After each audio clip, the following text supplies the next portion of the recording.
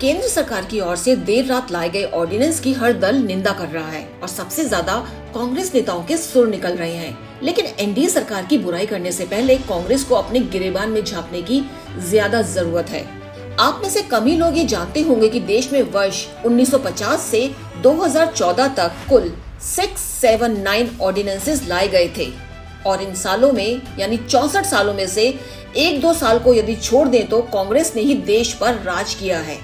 तो अब तो आप समझ ही गए होंगे कि हम आपको क्या बताना चाहते हैं। चर्चा ये भी जोरों पर है कि मोदी सरकार पिछले 7 सालों में 76 ऑर्डिनेंसेस लाई है, जबकि इससे पहले कांग्रेस अपने 10 साल के राज में 61 ऑर्डिनेंस लाई थी।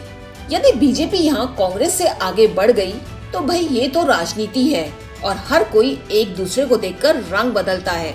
वैसे यहाँ ऑर्डिनेंस की बात करें तो राहुल गांधी का जिक्र होना बनता है, जिन्होंने अपनी पार्टी के ऑर्डिनेंस को फाड़कर फेंक दिया था। उस समय शरद पवार, फारूक अब्दुल्ला समेत कई विपक्षी दलों और दबे स्वरों में कांग्रेस के वरिष्ठ नेताओं ने इसकी निंदा की थी और इसे सीधा तब के प्रधानमंत्री मनमोहन सिंह का अपमान बताया था। आपको ऑर्डिनेंस यानी अध्यादेश क्या होता है, इसके बारे में भी थोड़ा समझा दें। जब संसद नहीं चल रही होती है और किसी आपातकालीन परिस्थितियों में सरकार को कोई कानून लागू करना होता है तो देश के राष्ट्रपति केंद्र सरकार की सिफारिश पर उस कानून के लिए अध्यादेश लागू करते हैं। इसकी अवधि 6 महीने की ही होती है, यानी ये टेम्परेरी व्यवस्था है। इस दौरान 6 सप्ताह के अंदर इसे संसद में पेश करना होता है। इसे दोनों सदनों में पास करके राष्ट्रपति की स्वीकृति के लिए भेजना होता है ताकि कानून बनाया जा सके।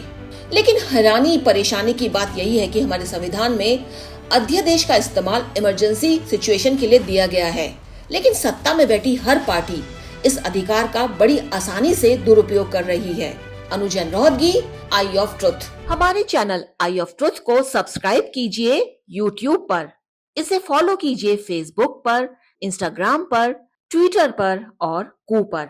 हमारे चैनल के बारे में फीडबैक देने के लिए हमें मेल कीजिए ioftruth.6@gmail.com पर।